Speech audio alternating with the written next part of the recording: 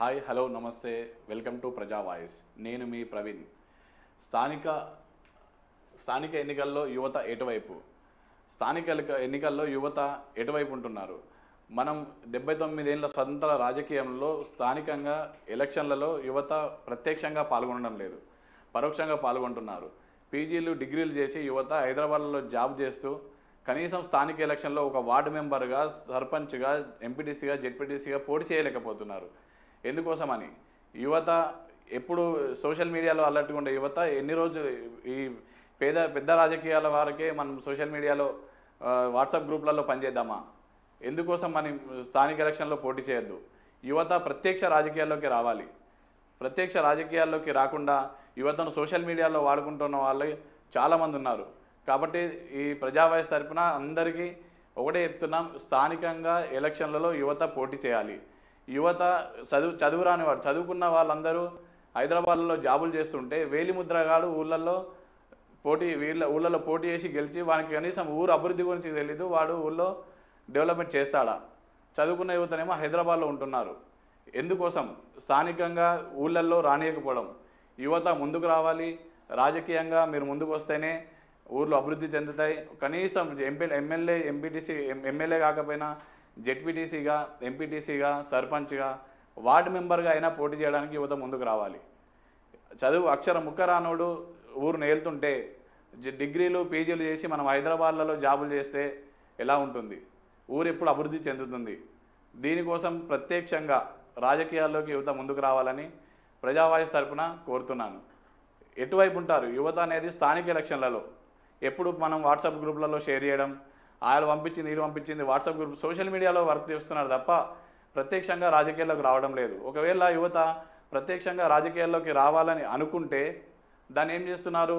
ఊళ్ళో ఉండే పెద్ద నాయకులు, మీ వాడు వచ్చి ఇంటికాడ ఖాళీగా తిరుగుతుంటాడు, మీ వాడు జాబ్ చేయకుండా ఊళ్ళో ఉన్నాడు, రాజకీయం ఏం అవసరం ఇవనికి, ఇలాంటివి చెప్తుంటారు. కాబట్టి అలాంటివి పట్టించుకోకుండా యువత, మీరు 30 ఏళ్ళు వచ్చినాయి, 18 ఏళ్ళు ఓటేసే హక్కు మీకు ఉన్నప్పుడు మీకు ఊరిని అభివృద్ధి చేసే నాలెడ్జ్ మీకు లేదా? 100% ఊరిని అభివృద్ధి చేసే నాలెడ్జ్ మీకు ఉంది. కాబట్టి ప్రత్యక్షంగా మీరు రాజకీయాల్లోకి వచ్చి అందరూ పోటీ చేయాలి. సర్పంచ్గా, ఎంపీటీసీలుగా, జెడ్పీటీసీలుగా ప్రత్యక్షంగా పాల్గొనాలి. ఓడితే అనుభవం వస్తుంది, గెలిస్తే అభివృద్ధి చేస్తారు. చదువురాని వేలిముద్రగాడు మనల్ని పాలిస్తూ ఉంటే మనం చదువు వచ్చి అన్నొచ్చి మనం జాబ్ చేసుకుంటూ హైదరాబాద్లలో ఎక్కడో ఒకడో పని చేసుకోవడం కరెక్ట్ కానే కాదు. యువత ప్రత్యక్షంగా రాజకీయాల్లోకి వచ్చి మీ ఊరు అభివృద్ధి మీ చేతుల్లోనే ఉంటుంది. చదువుకున్న వాడు ఉంటే కనీసం ఒక ఎమ్మెల్యేని అప్రోచ్ అవుతాడు, ఒక ఆఫీసర్తో మాట్లాడతాడు, ఏ విధంగా ఆఫీసర్తో మాట్లాడాలి, ఎలాంటి ఫండ్స్ తెచ్చుకోవాలి, ఏ రాజకీయ పార్టీ అయినా ఉండని అధికారంలో. కానీ మీరు స్థానికంగా ఒకవేళ సర్పంచ్గా గెలిస్తే యువత, మీరు ఎమ్మెల్యేని అప్రోచ్ అయినా మీ విలేజ్ కావాల్సిన ఫండ్స్ కానీ ఏది కానీ తెచ్చుకోగలుగుతారు. అందుకని యువత ప్రత్యక్ష రాజకీయాల్లోకి రావాలనేదే ఒక సిద్ధాంతం. ప్రత్యక్ష రాజకీయాల్లోకి రాకుండా పరోక్షంగా మీరు ఏం చేస్తూ, పరోక్షంగా హైదరాబాద్ నుంచి వచ్చినామా, ఓటేసినామా, ఆడ వచ్చిన బిర్యానీకో బీరుకో ఆశపడ్డామా, వెళ్ళిపోయినామా అనే సిద్ధాంతాలు కాకుండా మీరు మీ ఊరు బాగు కోసం ఖచ్చితంగా ప్రత్యక్షంగా రాజకీయాల్లో పాల్గొనాలి.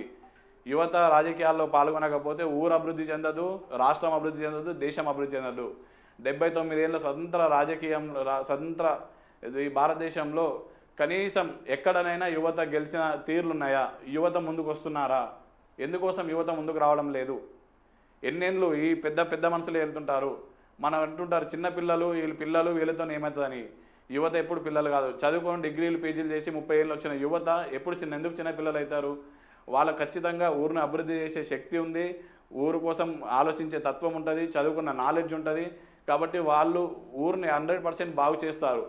కాబట్టి మందు మారుబాటాలకు పోకుండా యువత డబ్బుకు, బిర్యానీకి ఆశపడకుండా ఎవరికో ఓటేసి వెళ్ళిపోదాంలే, హైదరాబాద్లో ఏదో పని చేసుకుందాం, ఏదో జాబ్ చేసుకుందాం అనే సిద్ధాంతం కాకుండా మీరు ప్రత్యక్షంగా రాజకీయాల్లో పోటీ చేయండి.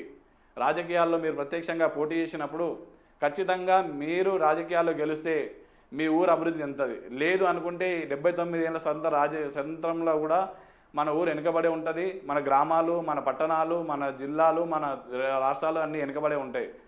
ఎప్పుడు యువత రాజకీయాల్లోకి అయితే ప్రత్యక్షంగా వస్తారో అప్పుడే మన ఊరు కానీ పట్టణాలు కానీ బాగుపడతాయి. ఈ ప్రజా వాయిస్ తరపున అందరికీ ఒకటే చెప్తున్నాను, యువత ప్రత్యక్ష రాజకీయాల్లోకి రావాలి, మీ ఊరు బాగు కోసం మీరే కష్టపడాలి.